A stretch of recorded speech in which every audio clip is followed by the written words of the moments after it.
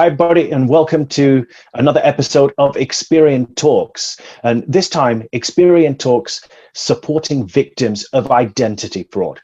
And I'm really pleased because I've got a member of our Experian team here from the Victims of Fraud team, Nick, who's going to help us answer some of your questions about what happens when you become a victim of identity fraud, maybe even how it happens, if we can pinpoint that, and about some of the support that the amazing team at Experian can provide when you have become a victim. So, Nick, thanks for joining. I'll pass over to you if you want to give a quick introduction and just say what you do at Experian. Thanks, John. Hi, everyone. I'm Nick Birch. I'm Senior Fraud Resolution Specialist in the Victims of Fraud team at Experian. And essentially, we're here to assist people who've been victims of identity fraud, as well as providing reassurance and advice to anyone who might have any questions about identity theft, identity fraud, and really what they can do to resolve the situation when such a horrible incident occurs. Great, thanks, Nick.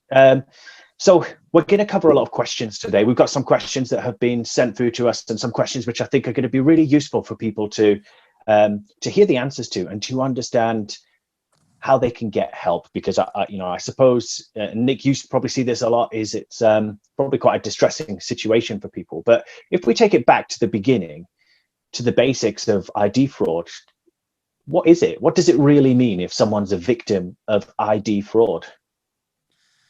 Well, essentially, you've got identity theft and identity fraud, and there's a slight difference between the two. So identity theft can be, for example, if you have your house burgled and the burglar maybe steals your laptop or your passport, and they've obviously therefore got a lot of information about you. Identity fraud is using that information for basically fraudulent gain. So a third party, obviously they don't have to steal something from you, but a third party can get your name, address, date of birth, and basically just go and make applications for credit, for facilities, maybe take out insurance quotations, use your identity for a whole manner of products where you've essentially not given your consent for those applications or those applications or products to be applied for or to be taken out. That's interesting. So I wonder then, if anyone's watching this and they've actually been in that situation where their house has been burgled, or maybe their bag has been stolen with important documents in, or something like that, would they do anything at that point? Is there any certain actions someone should take at such an early point to kind of protect themselves if they've had important documents stolen? Absolutely, and I think what we specialise here in the Victims of Fraud team at Experian is we treat every individual case on its own merit. So really no two cases are ever the same. What we do is we try and tailor each case and each individual that we work with to the specific wants and needs for their situation. And to come back to your question, if someone were to be, unfortunately burgled, then we would advise maybe contact either the police, so that contact either the local police constabulary or maybe contact Action Fraud. They certainly want to be replacing things. So whether it's bank cards, passport, driving license, they need to be contacting the relevant bodies to make them aware the details have been stolen, and there's the high chance of them being impersonated, just so that they're for protecting themselves as early as possible from. Well, obviously they want to separate out any possibility of any liability should any fraudulent accounts be set up in the name. But yeah, what I would advise is straight away contact the relevant bodies and just make them aware of essentially what's happened. And beyond that, if you do see anything on your credit report, then come to us and we can assist with that. Yeah, that's a really good point, actually. And I think, Nick, from your perspective, and we talk about this a lot, which is the support that you can get from a credit reference agency if you're a victim of ID fraud. So if someone's in a situation where they find out, and we'll talk about this because we've had a question about finding out you're a victim of ID fraud, but if someone's in that scenario, what do they do? Do they just, pick up the phone to Experian or a credit reference agency, or do they have to go through certain steps? And then what do you do to kind of help them through that process? That's certainly one of the calls of support they can do, John. So what it depends entirely on how they become aware, and there are a number of ways in which they can. So let's say, for example, you receive a credit card through the door that you didn't apply for, or as I've been dealing with the case this morning, I've been dealing with a lady who received a parcel from a mail order catalogue that she doesn't even have a contract with, let alone has ordered from them. So she was asking me, well, what do I do? So I think the first point, or the first plan is, don't bury your head in the sand. And this can be scary, but the worst thing you can do is nothing. So what I would do is contact the company in question. So whether it is a credit card provider, if you've received a mobile phone from a company you've not applied for, anything at all like that, contact the company first of all, make them aware that you've received something you didn't order. It looks like this has been ordered without your authority or consent. The company in question can then start to do an investigation at their end to, well, ascertain how the fraud has took place. And what a lot of companies themselves do is they will actually direct the individual to a credit reference agency. So they do usually point them in our direction. So I couldn't give you an exact figure, but we, on average, we deal with around about 14,000 victims of fraud a year. So that's 14,000 people who know they've been a victim, let alone how many aren't aware at this moment in time. So the companies themselves will often say, you might want to contact Experian, get a copy of your credit report and see if there's any information on your credit report that you don't recognise. So they sign up unless they're already a member. They'll have a look through their credit report, of course, ascertain what they recognise from what they don't. Anything they're unsure about, they then what they're best doing is either give us a call and speak to one of our helpful advisors, or send us an email or a web form via their online channel. Let us know specifically what entries they believe are fraudulent, what they don't recognise, and we will investigate it for them immediately. Contact the companies to give the company some information about exactly what's happened, and we'll just try, in the interim, we'll try and provide as much relevant, helpful information to the victim that we can. Excellent. So we always describe this process as quite a stress alleviating process, going to, a credit reference agency like Experian to say, can you help dispute this information with the lender? Yeah. So you raised actually a few good points. Now, the first is, I suppose, getting a hold of your credit report, which you can do for free, and you can do it with all 3 credit reference agencies, but that's called your statutory credit report. So yeah. I guess once you've got that, you can see the information that sits under your name. And because you mentioned a couple of things actually in one of your earlier questions, which was applications for credit, and I guess new accounts for credit as well. Yeah. And probably important to highlight the impact that those will have, because if you're a victim of fraud and you have new applications on your credit report or new accounts, both of those things will impact your credit score. So they'll reduce your credit score, won't they? And then I think at the same time, I guess, and you being the expert will see this more often than not, is credit or debt is usually run up on open accounts, which means that at that point in time, I suppose someone has an inflated level of debt on their credit report, which doesn't or shouldn't belong to them. Absolutely. Yeah, and it is something, like I say, we do see day in, day out. So again, what we try and provide immediately is that advice and the reassurance. And it's not to play down the significance or importance of what's happened, but we do try and make the individuals aware that we've contacted, or we're going to contact the companies in question, dispute that information on their behalf. And one key important piece of advice that we tell them is that when we dispute an entry with the lender in question, we add what we call a notice of dispute statement to the aforementioned entry in question. And what that will do then is, if, let's say, for example, if the individual was genuinely thinking of applying for credit themselves, and again, this happens a lot. So typically one of the most common ways our customers become aware they've been a victim of identity fraud is they might be in the middle of a credit application. So they could be going for a credit card or a mortgage, and they sometimes unfortunately get declined. And the company will then say, come to Experian. So what we do, therefore, is when we dispute an entry, we'll attach our own bespoke notice of dispute statement to the offending entry. And what that does then is that will let any lender who looks at the Experian credit report know that that specific piece of information is being disputed and why. And that statement will then remain against the fraudulent information until the companies respond back to our dispute and give us a permission to remove the fraudulent entry from their credit report. So once we're able to remove the fraudulent entry, the aforementioned statement then goes missing along with the fraudulent entry. So once it's gone, and then the credit report goes back to being in the condition it was before the fraud ever took place. Okay, that's good to know, and probably one to highlight, which is if you're a victim of fraud and you get the information removed from your credit report, there's no trace of that from there, is there? It's just it's deleted and removed, so no one can see a past version of what was fraudulent activity on your report. But that's correct. So I was going to say, so if you're therefore going to apply for credit, and if you then make an application for credit after the fraud information has been removed, it's irrelevant that the fraud used to be on there, because when the lender looks at your Experian credit report, they will only see a snapshot of your credit report on the day of the application that you make to them. So by then, if the fraud information has gone, then that's exactly what we want. It's what the customers want, and then that fraudulent information won't be on the credit report to impact the application that they're making.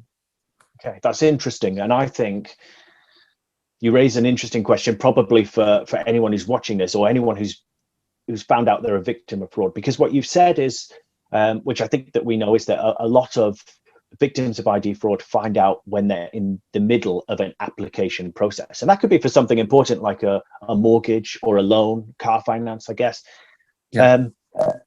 Now, we would say, and maybe you can kind of advise on this, but I don't know if we have anything in terms of timeframes. But if you have negative information on your credit report, now that could be a number of new searches, that could be debt in your name, which is fraudulent, or new accounts in your name, that can affect whether or not you're accepted for credit, and it could affect the rate that you're given as well.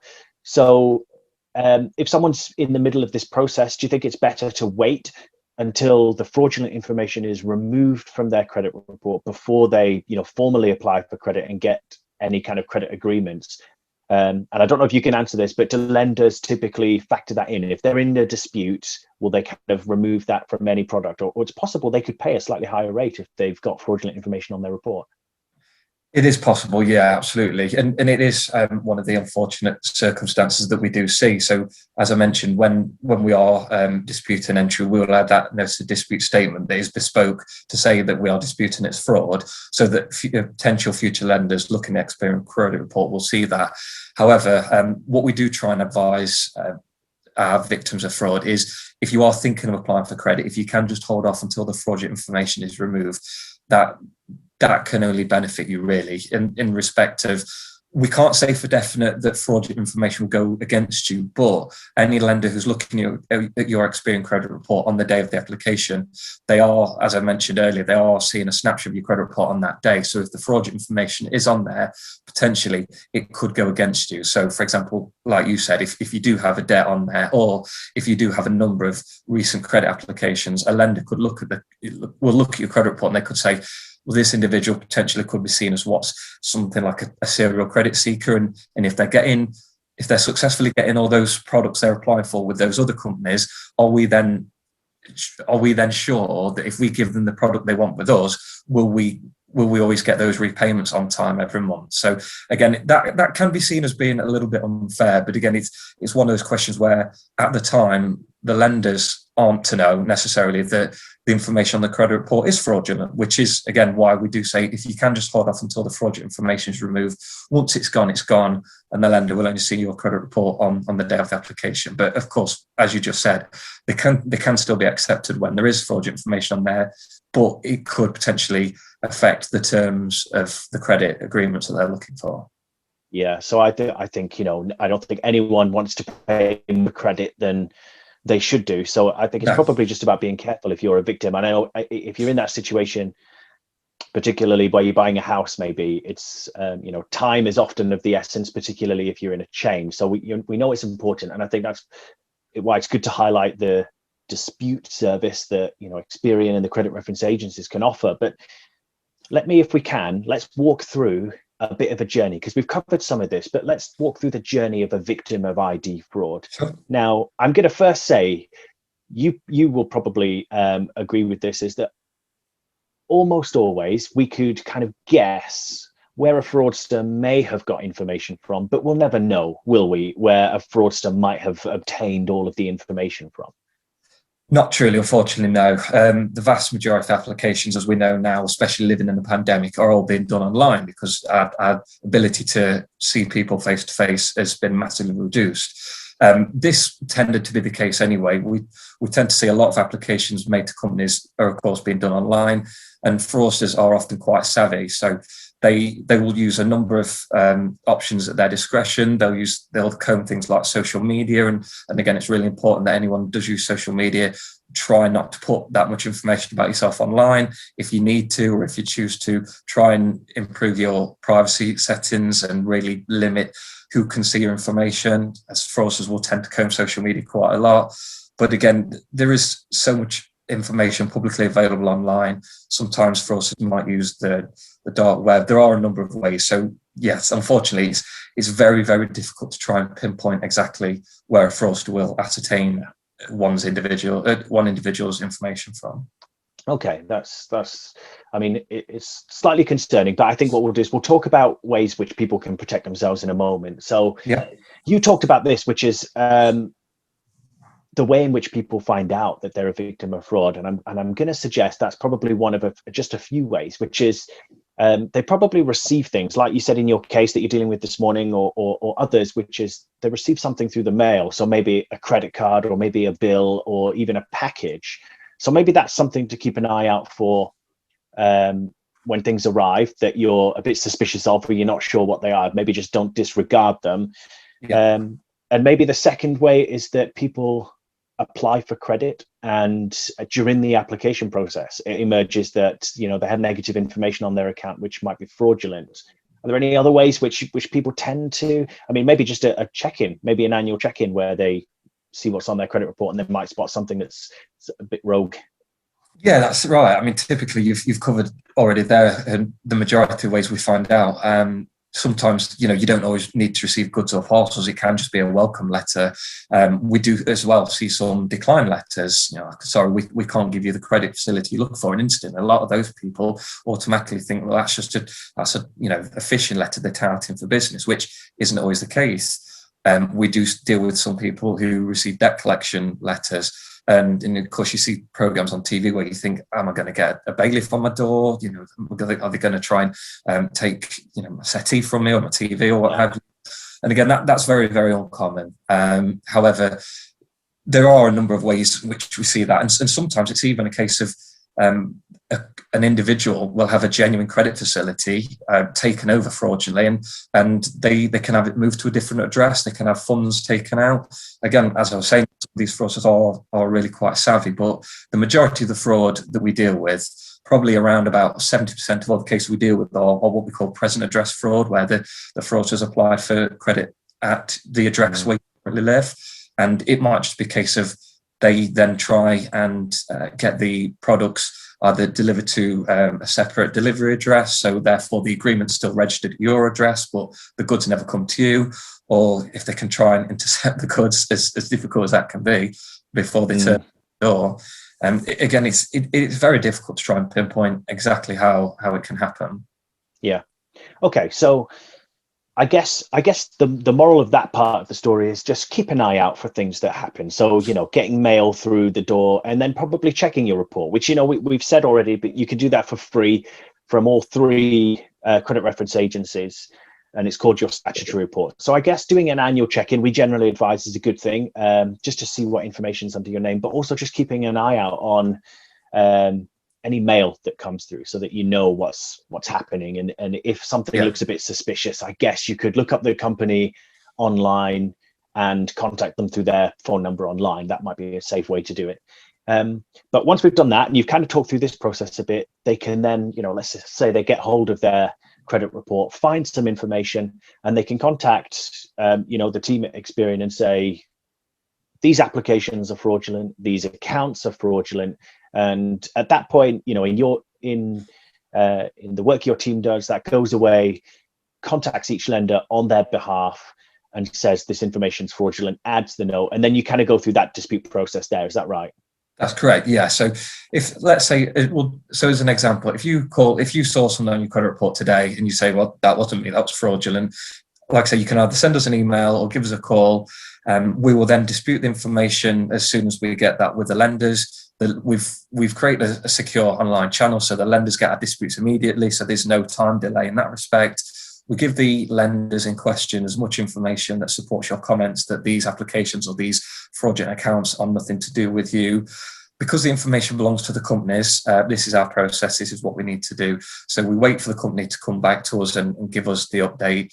In that interim period, we then liaise with the individual, the victim of fraud. So we'll contact them, let them know exactly what we're doing. We'll also give them some fraud advice to tally to their specific scenario. And there are a couple of things that we will always do that are relevant to the circumstance they find themselves in. So you mentioned earlier what people can do to help protect themselves. There are a couple of things that we will do here. So what we will do is we can promote what we call a password notice of correction. So we draft a statement that we can put onto an individual's Experian credit report. The individual themselves chooses a password of their own choosing. If they choose to do this, there's no fee involved.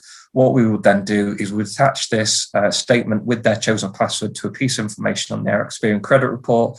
And basically going forward, if a lender viewed their Experian credit report, they would see the statement along with their chosen password, and the company should then ask the applicant to confirm what the password is, excuse me, before proceeding any further with the application, so that they can be satisfied then they're dealing with the genuine party and not a third party fraudulently use the details.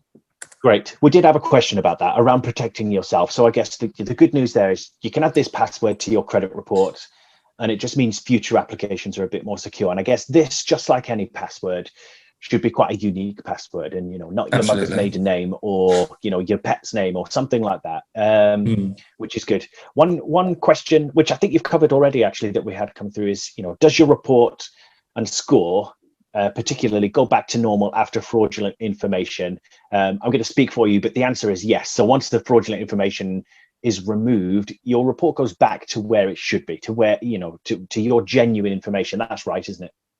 That's correct. And that's essentially what we want. That's why we're here. We're here to make sure the information that is on your Experian credit report is accurate, up to date, and is only what should be on there. So yeah, essentially that's our end game. That's our goal, that we remove that fraud information. So once the fraud investigation is closed, the only information that's on your credit report is what belongs to you, and therefore your Experian credit score is an accurate and an up-to-date measure. So it would just be specific to how you are right now.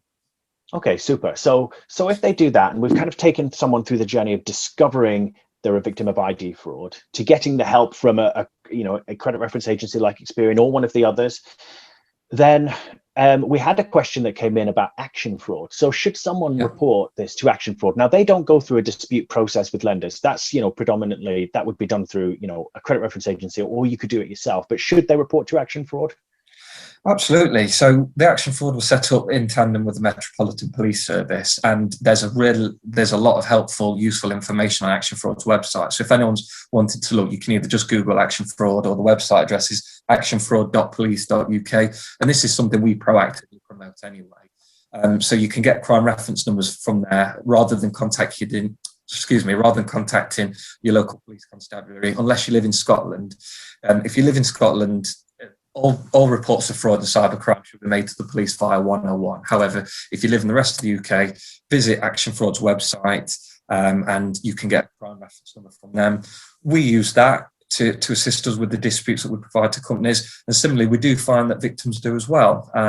Sometimes victims, without even promotion from us, they will contact Action Fraud, and they will then come to us with their own crime reference number to say, I have reported this to action fraud, here's my crime reference number. And then sometimes those victims proactively as well themselves have already provided crime reference numbers to the company, so that the companies themselves can see, okay, we can see this individual's been quite proactive about the fraud they've suffered. We can see the steps they've already taken themselves. And really, it only helps the investigation for all parties. That's good. Yeah, excellent. Thanks, Nick. That's probably useful information. I know someone asked that question, so useful for them as well. Now, I think one of the things I'd like to cover before we before we wrap up is we've walked through the support. So you find out you're a victim of fraud, you can get the help from Experian or a credit reference agency to dispute it all. And hopefully you end that situation with all the information removed from your credit report.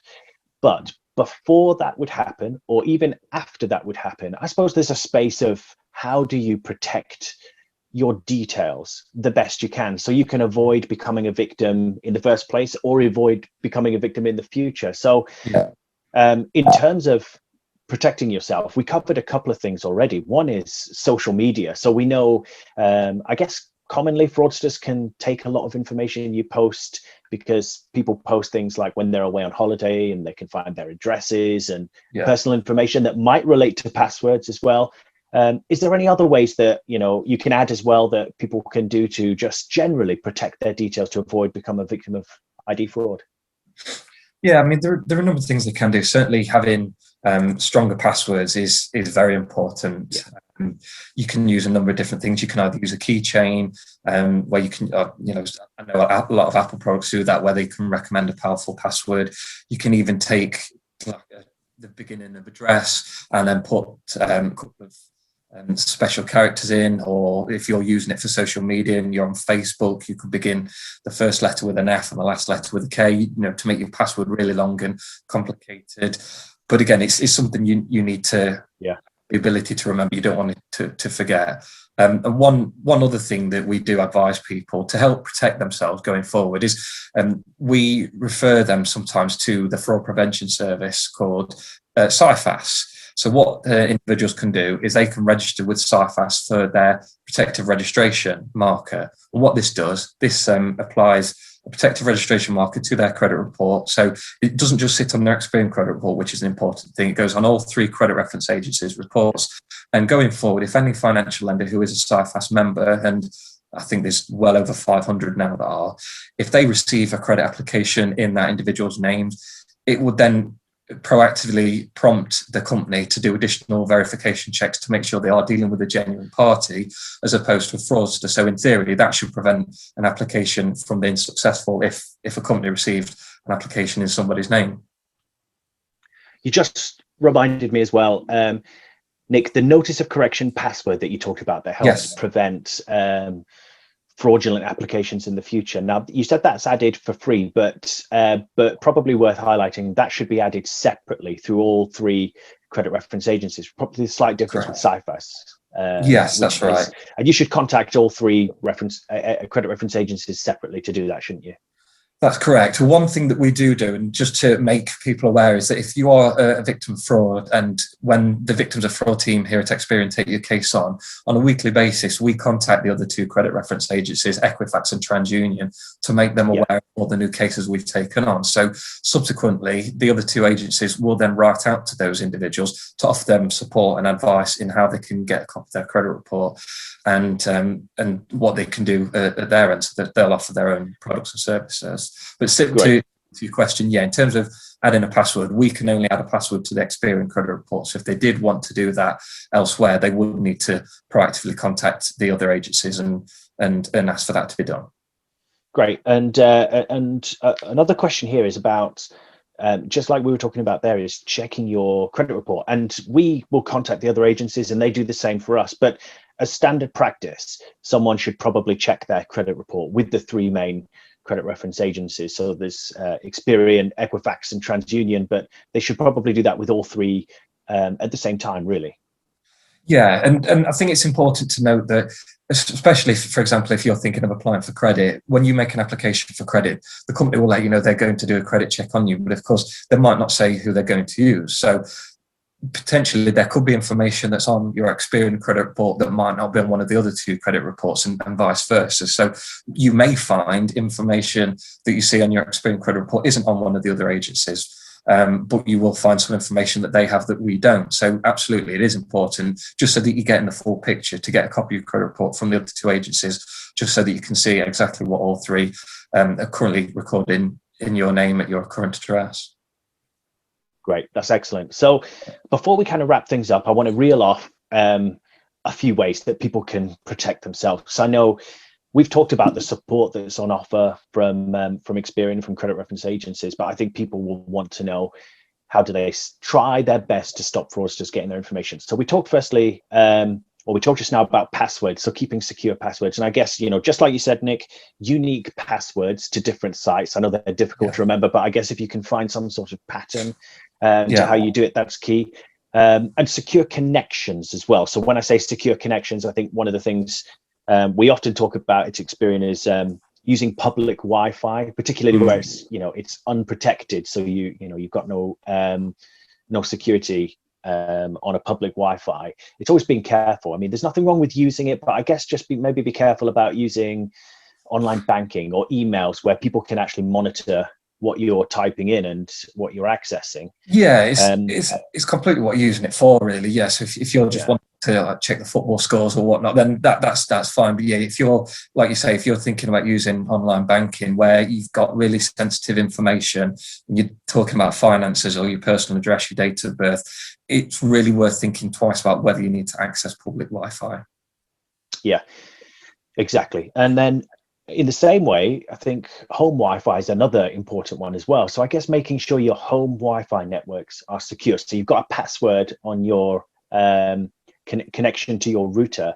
And also, I mean, I don't know if everyone's aware, but your routers will have a password as well that connect, I think, to your to access the admin behind your router. And I would probably say to anyone who's unsure about that is contact your provider. So whoever that is, contact them and say, look, how do I change the router?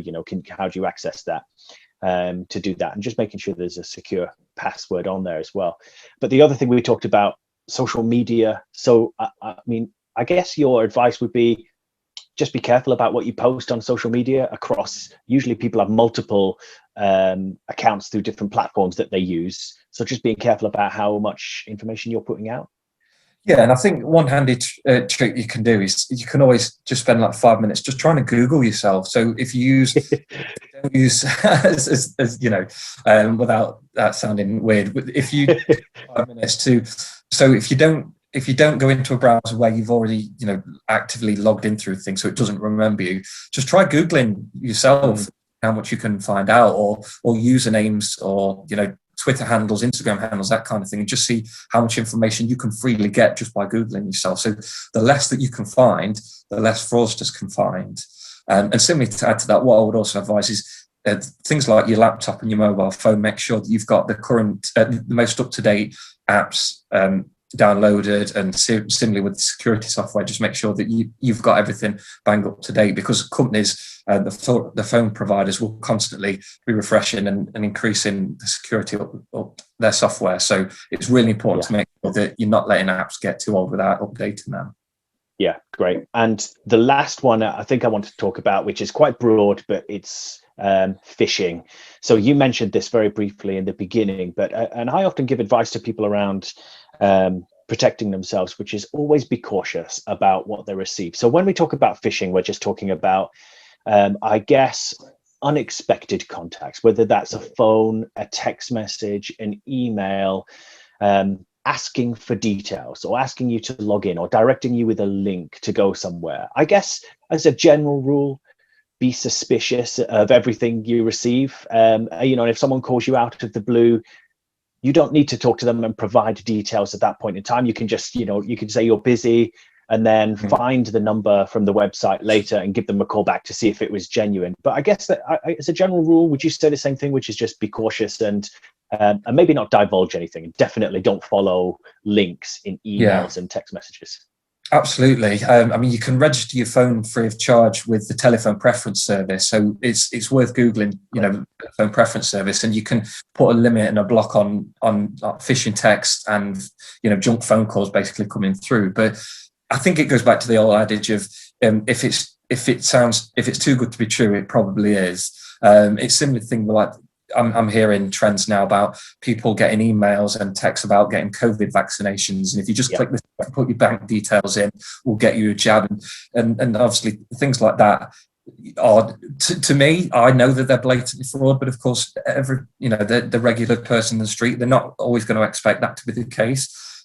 So I think one good thing is a lot of banks and building societies now will often proactively say that we will, if we contact you, we're not going to ask you for your bank account details. And again, you should never ever feel pressured into giving details over the phone you're not comfortable with. Like you said, you can always just say, look, I'm busy, I'll call you back, and then do a bit of Googling yourself, or find your bank account, find your bank or your building society or your credit providers phone numbers, and say, I've received this call, was this you?